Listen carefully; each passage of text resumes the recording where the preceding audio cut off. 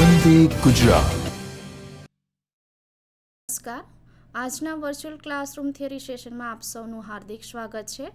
આજે આઈટીઆઈમાં ચાલતા એઓસીપી ટ્રેડ અંતર્ગત હું તમને પંપમાં આવતી ખામીઓ અને તેના નિવારણ અંગે હું તમને તાલીમ સહ માર્ગદર્શન આપીશ. કેમિકલ ઇન્ડસ્ટ્રીઝની અંદર પંપનું મહત્ત્વ એટલું બધું છે કે એના વગર પ્લાન્ટની અંદર કોઈ લિક્વિડ લિફ્ટઅપ કરવા માટે કે પછી લિક્વિડને વહન કરવા માટે પંપ સિવાય સારો ઓપ્શન બીજો કોઈ છે જ નહીં. પંપના પણ અલગ અલગ પ્રકાર હોય છે અને દરેક પંપમાં ખામીઓ પણ અલગ અલગ હોય છે.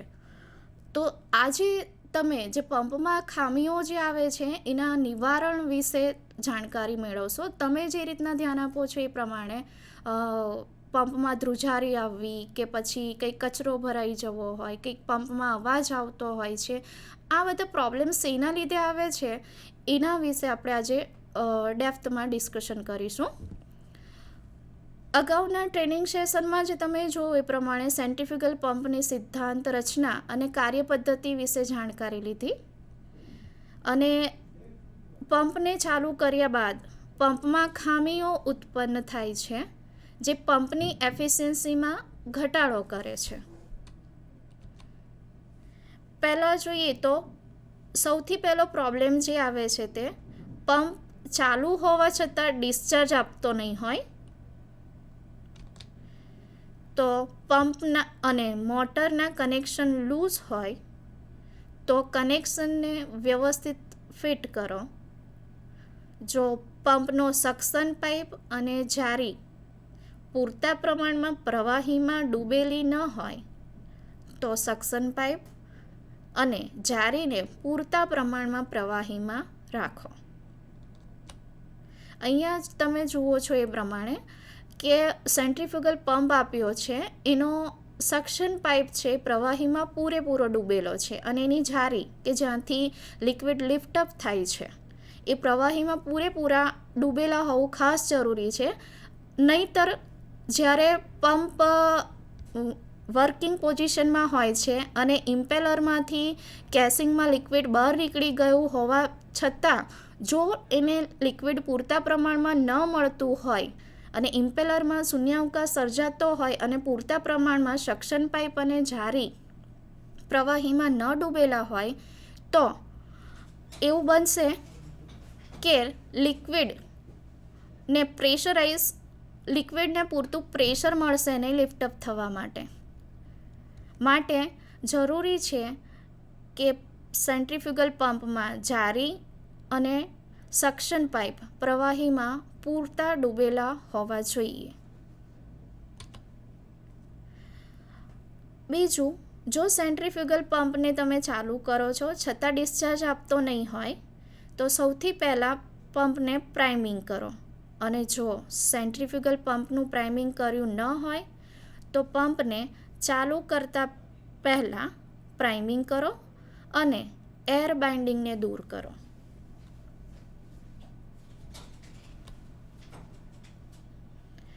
પંપમાં અવાજ આવતો હોય કે ધ્રુજારી ઉત્પન્ન થતી હોય તો પૂરતા પ્રમાણમાં સક્શન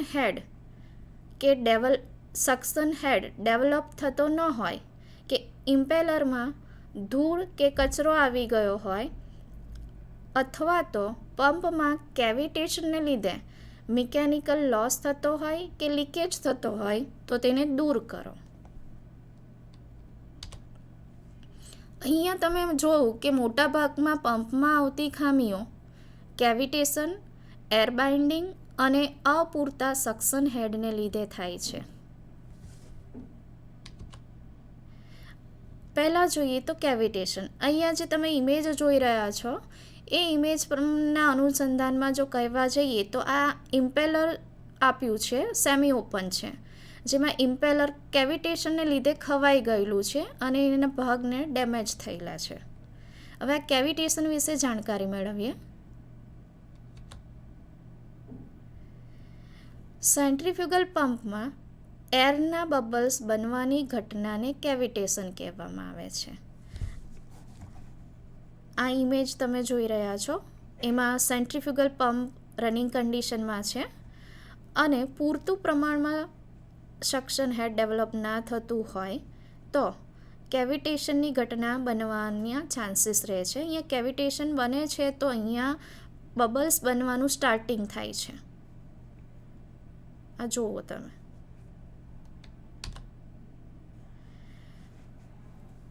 જ્યારે પ્રવાહીનું વેપર પ્રેશર એટલે કે આપેલ તાપમાને જે પ્રેશર ઉપર પ્રવાહીનું વેપરમાં રૂપાંતર થાય તે પ્રેશરને વેપર પ્રેશર કહેવામાં આવે છે.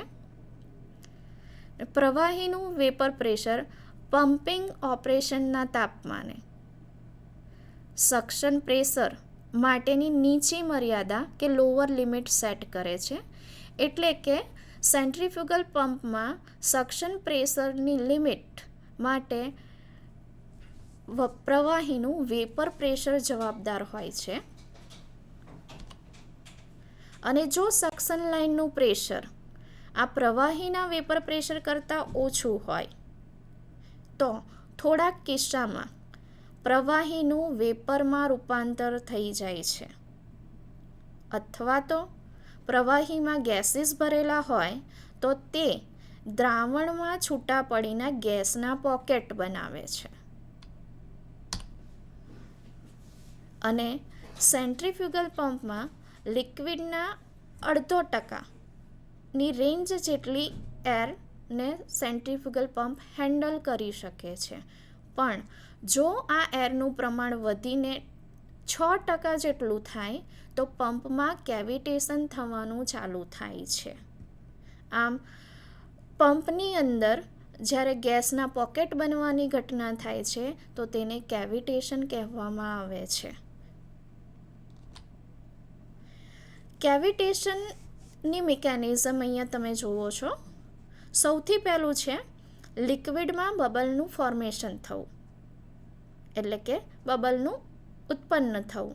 ત્યારબાદ ધીમે ધીમે બબલનો વિકાસ થાય છે અને ત્યાર પછી એના કોલેપ્સ છૂટા પડે છે. અગાઉ જણાવ્યા પ્રમાણે આ ઇમેજની અંદર તમે જોઈ રહ્યા છો બબલના ફોર્મેશન બનવાની ઘટના.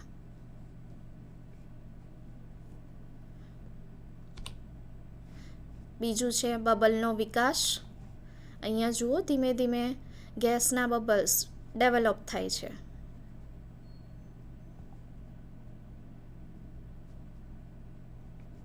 અને ધીમે ધીમે બબલ ફૂલ્લી ડેવલપ થઈ જાય પછી એ બ્રેક થવાનું ચાલુ કરે છે, કારણ કે આજુબાજુ લિક્વિડનું પ્રેશર પણ લાગતું હોય.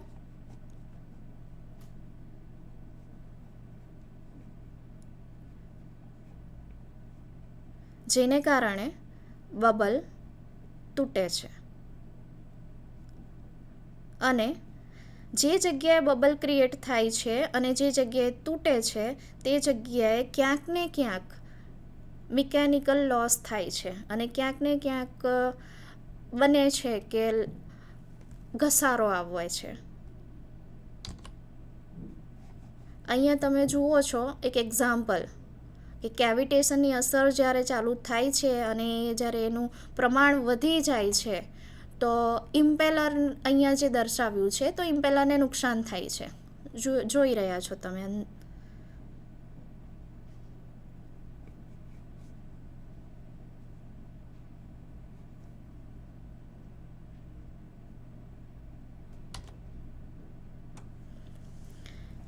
કેવિટેશનની અસર. જ્યારે કેવિટેશનની ઘટના બને છે ત્યારે પંપ જરૂરી સક્શન હેડ ડેવલપ કરવા સક્ષમ રહેતો નથી. અહીંયા સ્ટેટિક સક્શન હેડ બતાવ્યું છે અને ટોટલ સ્ટેટિક સક્શન હેડ પણ બતાવ્યું છે. આ સેન્ટ્રીફ્યુગલ પંપની જારી છે, એનો સક્શન પાઇપ છે. અહીંયા લિક્વિડ પંપની પોઝિશનમાં અલાઇન થયેલો છે અને આ એનો ડિસ્ચાર્જ છે. અને સક્શન લાઇનથી ડિસ્ચાર્જ લાઇન સુધી પ્રવાહીનું લિફ્ટઅપ થવું ખાસ જરૂરી છે, જેમાં સક્શન હેડ સૌથી મહત્ત્વનો ભાગ ભજવે છે. કેવિટેશનની અસરને લીધે સક્શન હેડ પૂરતું મળતું નથી, જેના કારણે પંપ ડિસ્ચાર્જ થવામાં પ્રોબ્લેમ થાય છે.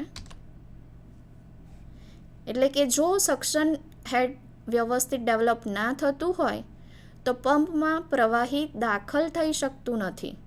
એટલે કે કેવિટેશનના લીધે પ્રવાહીનું પમ્પિંગ થતું નથી. સક્શન પૂરતા પ્રમાણમાં એને મળી રહેતું હોય, સક્શન પાઇપ પૂરતા પ્રમાણમાં ડૂબેલો હોય, લિક્વિડ પૂરતા પ્રમાણમાં હોય, પણ જો સક્શન હેડ વ્યવસ્થિત ડેવલપ ના થતું હોય તો પણ ડિસ્ચાર્જ તમને મેક્ઝિમમ મળશે નહીં અને જરૂરિયાત કરતાં ડિસ્ચાર્જ ઓછો મળશે.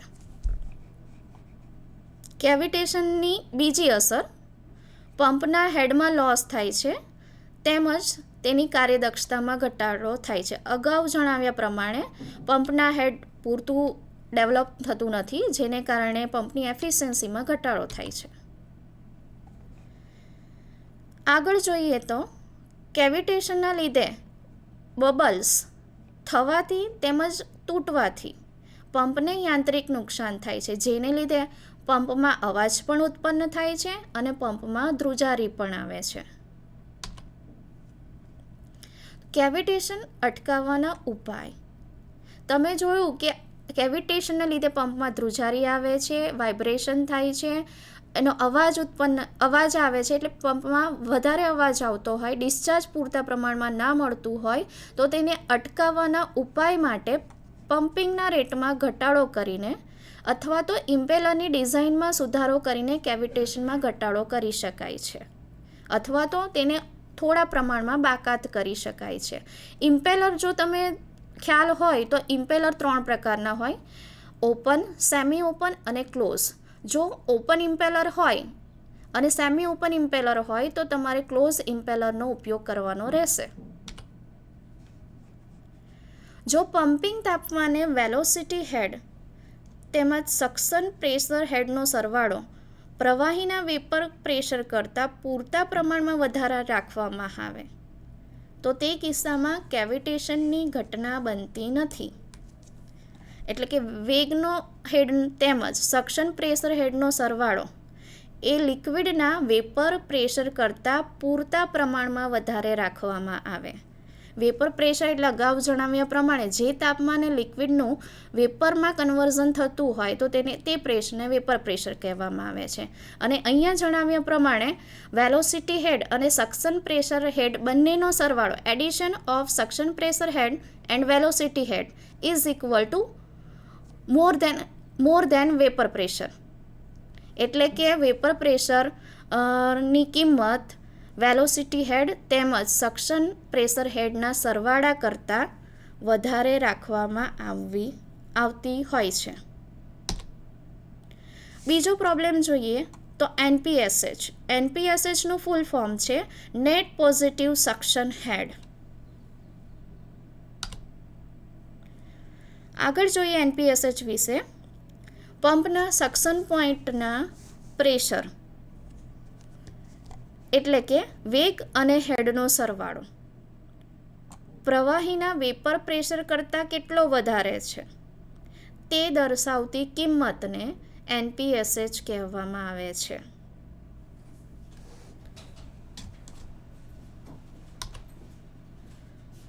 અહીંયા તમે સેન્ટ્રીફ્યુગલ પંપનું સક્શન સિસ્ટમ જોઈ રહ્યા છો.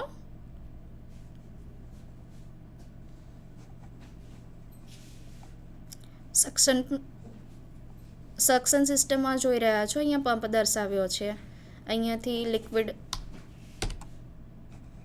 અને આ સક્શનનું લિફ્ટ સાથેનું સિસ્ટમ.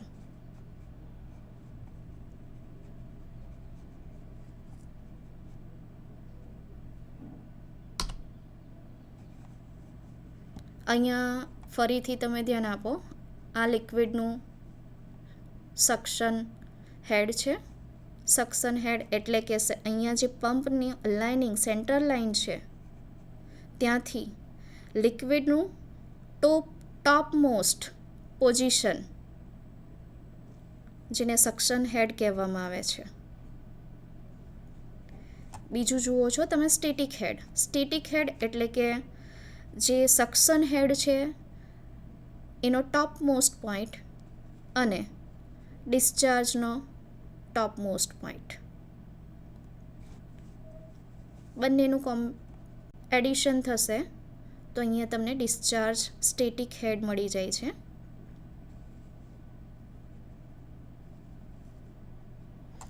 NPSH માટે સ્ટેટિક હેડ, સક્શન હેડ અને ડિસ્ચાર્જ હેડ ખૂબ જ મહત્ત્વનું છે.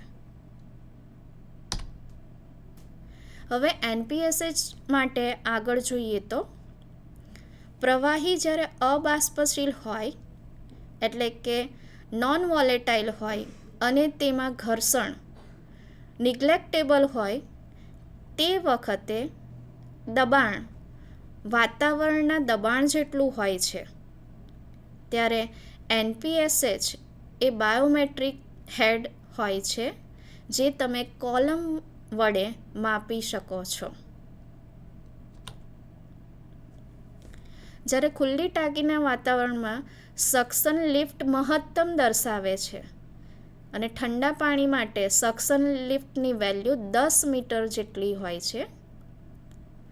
અને હવે જો NPSHની કિંમત જો 0 હોય તો તે કિસ્સામાં કેવિટેશનની ઘટના બને છે.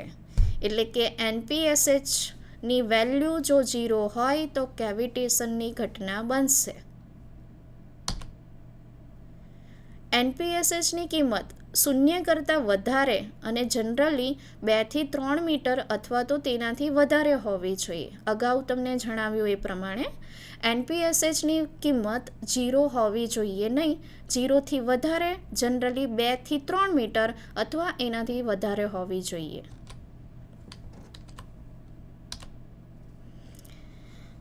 કેટલી વખત ડિસ્ચાર્જ વાલ્વ બંધ કરીને અથવા તો ડિસ્ચાર્જમાં થોડાક પ્રમાણમાં ઘટાડો કરીને કેવિટેશન અટકાવી છે. આગળ તમને જણાવ્યું એ પ્રમાણે કેવિટેશન અને NPSH બંને ઇન્ટર રિલેટેડ છે અને જો તમે NPSHની વેલ્યુમાં ઘટાડો કરી દેશો તો કેવિટેશનની ઘટના બનવાનું ચાલુ થશે અને જો તમારે એ વખતે કેવિટેશન અટકાવવું હોય તો ડિસ્ચાર્જ વાલ્વ બંધ કરવાનો અથવા તો ડિસ્ચાર્જ થોડા પ્રમાણમાં ઘટાડો કરશો તો કેવિટેશનની ઘટના તમે અટકાવી શકશો.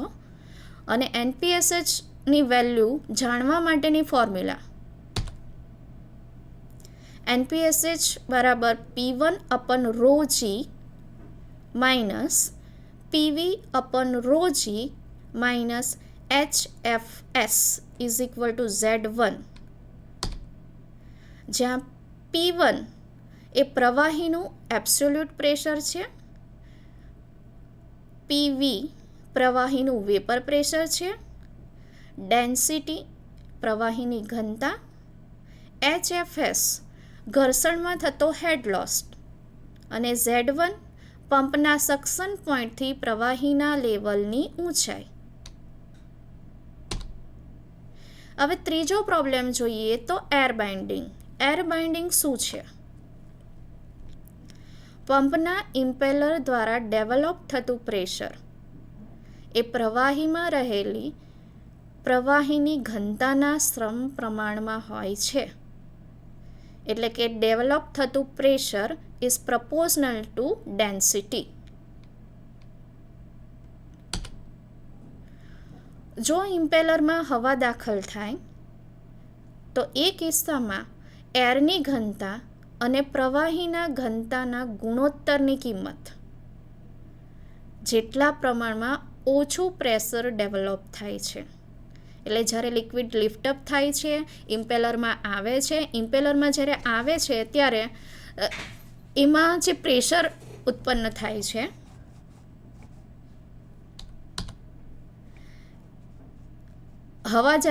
ઇમ્પેલરમાં હવા જ્યારે દાખલ થાય છે તો એ વખતે જે હવાની ઘનતા છે અને પ્રવાહીની ઘનતા બંનેનો ગુણોત્તર એ જે કિંમત આવશે એટલા પ્રમાણમાં પ્રેશર ઓછું ડેવલપ થાય, જેને કારણે પંપનું એર બાઇન્ડિંગ થાય છે. એટલે કે પ્રવાહ એરની ઘનતા અને પ્રવાહીની ઘનતાનો ગુણોત્તર એના દ્વારા ઉત્પન્ન થતું હેડ, જે મીટરમાં દર્શાવવામાં આવે છે જનરલી, અને પ્રવાહીના સંદર્ભમાં આ પ્રેશર ઘણું જ ઓછું દર્શાવે છે. એટલે કે એ જે વેલ્યુ જે મળે છે, હવાનો ગુણોત્તર, હવાની ડેન્સિટી અને લિક્વિડની ડેન્સિટીનો જે ગુણોત્તર છે એનું પ્રમાણ બહુ જ ઓછું હોય છે, જે એર બાઇન્ડિંગ માટે જવાબદાર હોય છે. આ ઘનતાનો ગુણોત્તર એટલે કે હવા દ્વારા ઉત્પન્ન થતું હેડ અને પ્રવાહીના સંદર્ભમાં ખૂબ જ ઓછું પ્રેશર દર્શાવે છે, અને આને પંપનું એર બાઇન્ડિંગ કહેવામાં આવે છે. એર બાઇન્ડિંગની અસર બધા જ વ્યવહારિક હેતુ માટે ડિસ્ચાર્જ પાઇપમાંથી પ્રવાહીને પસાર કરવા માટે પંપ સક્ષમ રહેતો નથી. નેક્સ્ટ, પ્રવાહીના સક્શન લાઇનમાં કંપન ઉત્પન્ન થાય છે અને સમય જતાં પંપમાંથી અવાજ ઉત્પન્ન થાય છે. હવે જો શરૂઆતમાં પંપ હવાથી બ્લોક થયેલો હોય તો તે કિસ્સામાં એર બાઇન્ડિંગને દૂર કરવા માટે પંપને પ્રાઇમિંગ કરવાની જરૂર રહે છે. હવે એર બાઇન્ડિંગને દૂર કરવા માટે પ્રાઇમિંગ કરવામાં આવે છે. તો પ્રાઇમિંગ શું છે એના વિશે જાણકારી લઈએ.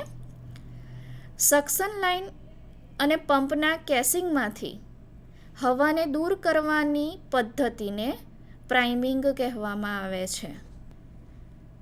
જો શરૂઆતમાં પંપ હવાથી બ્લોક થયેલો હોય તો તે કિસ્સામાં પ્રાઇમિંગ કરવું ખૂબ જ જરૂરી છે. અહીંયા તમે જુઓ છો એ પ્રમાણે અહીંયા લિક્વિડ આપ્યું છે. એર બાઇન્ડિંગનો પ્રોબ્લેમ થયો હોય તો પ્રાઇમિંગ કરવું ખૂબ જ જરૂરી છે. અહીંયા જે તમે જોઈ રહ્યા છો, એર ક્રિએટ થાય છે, જેને લીધે પંપ ડિસ્ચાર્જ આપતો નથી, અથવા તો વાઇબ્રેશન આવે છે, અથવા તો ધ્રુજારી ઉત્પન્ન થાય છે. તો એના માટે તમારે પંપના પ્રાઇમિંગ જે આપેલો છે, પ્રાઇમિંગ કપ જ્યાં આપ્યો હોય ત્યાંથી લિક્વિડને ઇમ્પેલર અને કેશિંગમાં લિક્વિડ તમારે ભરવું પડે છે. જેને કારણે ઇમ્પેલર કે કેશિંગની અંદર જો કોઈ એર આવતી હોય તો તે દૂર થઈ જાય છે, અને આ ઘટનાને આપણે પ્રાઇમિંગ કહીએ છીએ. હવે આપણે પ્રાઇમિંગ માટેનો એક ડેમોન્સ્ટ્રેશન વિડીયો જોઈશું.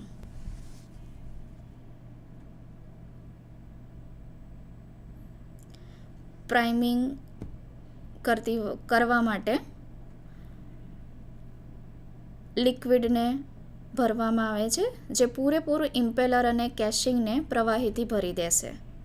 જેને કારણે જો કોઈ એર આવી ગઈ હોય કેશિંગ કે ઇમ્પેલરમાં, એ દૂર થશે.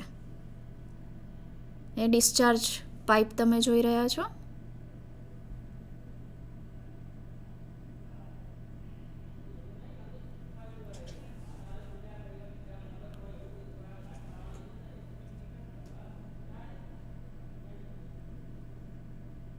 ઇનલેટ પાઇપ છે. અહીંયા પ્રાઇમિંગ કરવામાં આવી રહ્યું છે, જેમાં લિક્વિડથી પૂરેપૂરા કેસિંગ અને ઇમ્પેલરને ભરી દેવામાં આવે છે.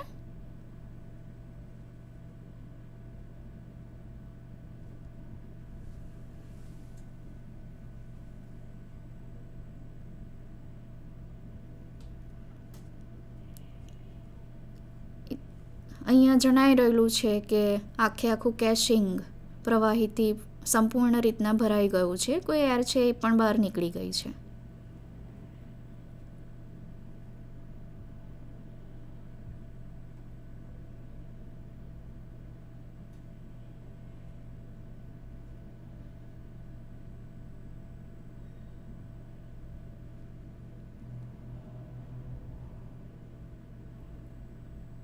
હજી એક પ્રાઇમિંગ કરી રહ્યા છે.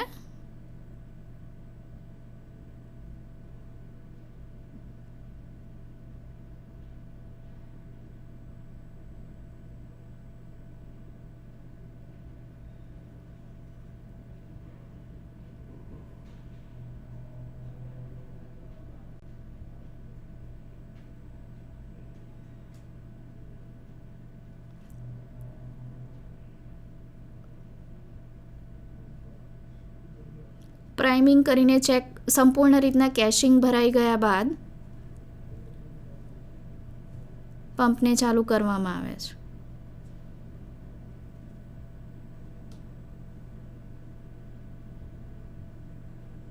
તમે જોઈ રહ્યા છો કે ડિસ્ચાર્જ પૂરતા પ્રમાણમાં મળી રહ્યો છે. એટલે કે સેન્ટ્રીફ્યુગલ પંપ જ્યારે તમે ચાલુ કરો છો એ પહેલાં પ્રાઇમિંગ કરવું ખૂબ જ જરૂરી છે, જેને લીધે પૂરતા પ્રમાણમાં ડિસ્ચાર્જ મળી રહે. અગાઉ જે તમે ડેમોન્સ્ટ્રેશન વિડીયો જોયો એની અંદર તમે જોયું કે પ્રાઇમિંગ કરવાની મેથડ તમે પૂરેપૂરી જોઈ. હવે જોઈએ કે ડિસ્ચાર્જ વાલ્વને બંધ રાખીને પંપને જ્યારે સ્ટાર્ટ કરવામાં આવે છે તો જ્યારે ઇમ્પેલર રોટેટ થતું હોય ત્યારે ડિસ્ચાર્જ પાઇપ પ્રવાહીને મોકલી શકે છે અને ડિસ્ચાર્જ વાલ્વને ખોલી નાખવામાં આવે છે, જેથી પંપમાં કરવામાં આવતા પ્રવાહી દ્વારા હવા બહાર નીકળી જાય છે. એર બાઇન્ડિંગના ઉપાય. જો એર બાઇન્ડિંગના પ્રોબ્લેમ હોય તો પ્રાઇમિંગ કર્યા સિવાયના જે બીજા ઉપાય છે તેના વિશે જાણકારી લઈએ. સક્શન લાઇનમાં નોન રિટર્ન વાલ્વ મૂકીને પણ પ્રાઇમિંગ કરી શકાય છે, કારણ કે આ કિસ્સામાં પંપ જ્યારે શટડાઉન કે સ્ટોપ પોઝિશનમાં હશે ત્યારે પણ સક્શન લાઇન અને કેસિંગ પ્રવાહી દ્વારા ભરાયેલા રહેશે. એટલે કે પ્રાઇમિંગ સિવાયનો બીજો ઓપ્શન છે નોન રિટર્ન વાલ્વ તમે સક્શન લાઇનમાં મૂકી શકો છો. યોગ્ય અને પૂરતા પ્રમાણમાં નેટ પોઝિટિવ સક્શન હેડ એટલે કે NPSH રાખીને પણ પ્રાઇમિંગની જરૂરિયાતમાં તમે ઘટાડો કરી શકો છો. એટલે કે NPSH એ પણ એર બાઇન્ડિંગના પ્રોબ્લેમમાં ઘણું જ મહત્ત્વનું છે. આમ બીજો જે સેન્ટ્રીફ્યુગલ પંપમાં પ્રોબ્લેમ આવે છે કે સેન્ટ્રીફ્યુગલ પંપમાં આવતા અલગ અલગ પ્રકારના લોસીસ. એ લોસીસ જે હોય છે એ મિકેનિકલ લોસીસ હોય, લીકેજ લોસીસ હોય, રીસર્ક્યુલેશન લોસીસ અને હાઇડ્રોલિક લોસીસ. Mechanical losses. આ પ્રકારના લોસીસમાં બેરિંગ, સ્ટફિંગ બોક્સ, પેકિંગ, ઘર્ષણ, ઇમ્પેલર તેમજ પ્રવાહીની વચ્ચે થતા ડિસ્કના ઘર્ષણને લીધે થાય છે. એટલે mechanical loss bearing, Stephen box, packing, impeller કે બીજા કોઈ મિકેનિકલ પાર્ટ્સને લીધે આ પ્રોબ્લેમ્સ ઉત્પન્ન થાય છે, જેને કારણે લીકેજ થતું હોય છે. બીજું જોઈએ તો લીકેજ લોસીસ. આ લોસીસમાં ઇમ્પેલરની ટીપ પરથી ઇમ્પેલરના સક્શન બાજુ પર લીકેજ થાય છે અને ઓપન ઇમ્પેલરના આ પ્રકારમાં લોસીસ બહુ જ પ્રમાણમાં થાય છે. એટલે લીકેજ લોસીસનો પ્રોબ્લેમ હંમેશા ઇમ્પેલરની સક્શન સાઇડ તેમજ ઇમ્પેલરની ટીપ સાઇડ સુધીમાં જેટલા પણ લોસીસ આવતા હોય એ લીકેજને લોસીસને હોય.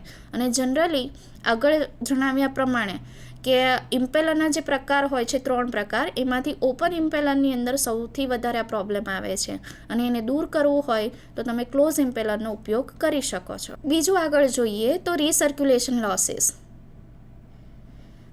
આ લોસીસ ઇમ્પેલરની વેન્સની વચ્ચેની જગ્યામાં નોન યુનિફોર્મ વેલોસિટીના કારણે તેમજ ઇમ્પેલરના 2 ભાગ પાસેની વેન્સ વચ્ચેની જગ્યામાં પ્રવાહીનું સર્ક્યુલેશન થવાથી થાય છે. આગળ આપણે ડિસ્કસ કરી ગયા એ પ્રમાણે ઇમ્પેલરની રચના એટલે શું, પહેલાં તો એ મગજમાં ધ્યાનમાં રાખો. ઇમ્પેલર એટલે કે વેન્સનો સમૂહ, કે એકથી વધારે વેન્સ જ્યારે એક ડિસ્ક ઉપર ફિટ કરવામાં આવે છે તો ઇમ્પેલરની રચના થાય છે. અને જો જ્યારે લિક્વિડ સેન્ટ્રીફ્યુગલ પંપમાં લિફ્ટઅપ થાય છે, ઇમ્પેલરની આંખમાં આવે છે અને ત્યાંથી પછી એ કાઇનેટિક એનર્જી મેળવીને કેશિંગમાં જાય છે. આ દરમિયાન જો ઇમ્પેલરમાં જે લિક્વિડ કેપ્ચર થયેલું છે એ લિક્વિડ કેપ્ચર થઈને કેશિંગમાં જાય છે અને થોડાક લિક્વિડનું પ્રમાણ એવું હોય છે એ ઇમ્પેલરમાં પાછું રિટર્ન થાય છે. એટલે કે ઇમ્પેલરની 2 જે વેન્સ આપેલી હોય એ બંને વેન્સની જગ્યામાં એ ફરીથી મૂવ થાય છે, જેને કારણે રીસર્ક્યુલેશન લોસીસ ક્રિએટ થાય છે. ત્રીજું જોઈએ તો હાઇડ્રોલિક લોસ. અને હાઇડ્રોલિક લોસીસ નીચે મુજબના રીઝનને લીધે થાય છે. પહેલું તો ઇમ્પેલરમાં દાખલ થતાં તેમજ ઇમ્પેલરમાંથી બહાર આવતા શોક અને એડી લોસીસના લીધે અને ઇમ્પેલરમાં થતા ઘર્ષણને કારણે. ત્રીજું ગાઈડ વેન્સ અથવા તો ડિફ્યુઝર અને કેસિંગમાં થતા ઘર્ષણ અને એના એડી લોસીસને લીધે.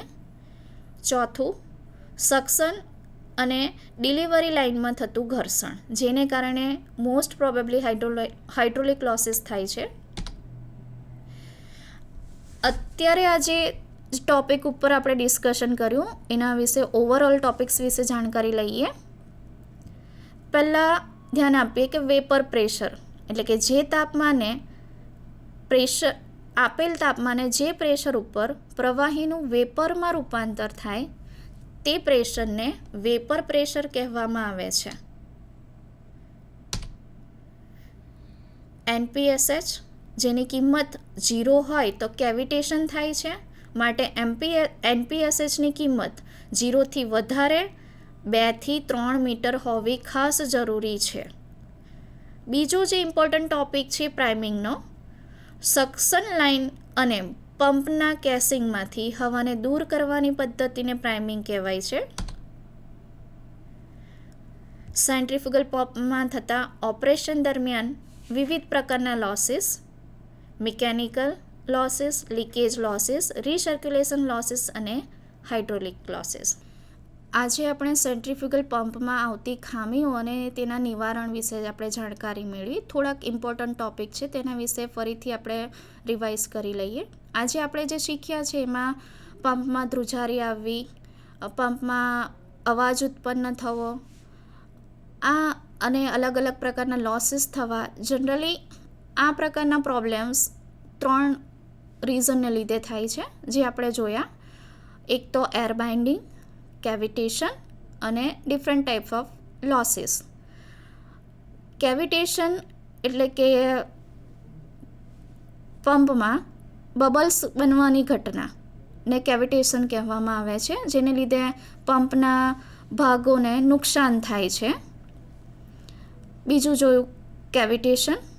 બીજું જોયું આપણે પ્રાઇમિંગ અને એર બાઇન્ડિંગ. એર બાઇન્ડિંગનો પ્રોબ્લેમ દૂર કરવા માટે આપણે પ્રાઇમિંગ વિશે જાણકારી લીધી, એટલે કે પંપના કેસિંગ અને ઇમ્પેલરમાંથી હવાને દૂર કરવાની પદ્ધતિ, જેને પ્રાઇમિંગ કહેવામાં આવે છે. અને જે જનરલી પ્રાઇમિંગ એ એર બાઇન્ડિંગનો જો પ્રોબ્લેમ થયો હોય તો તેને સોલ્યુશન છે એ પ્રાઇમિંગ છે. અને પ્રાઇમિંગ સેન્ટ્રીફ્યુગલ પંપ ચાલુ કરતાં પહેલાં પ્રાઇમિંગ કરવું ખાસ જરૂરી છે. અને 4 પ્રકારના લોસીસ આપણે જોયા. પહેલું જોયું હાઇડ્રોલિક લોસ, રિસર્ક્યુલેશન લોસ, પછી લીકેજ લોસ અને મિકેનિકલ લોસ. અને મને શાંતિથી સાંભળ્યા એ બદલ આપ સૌનો આભાર. Thank you.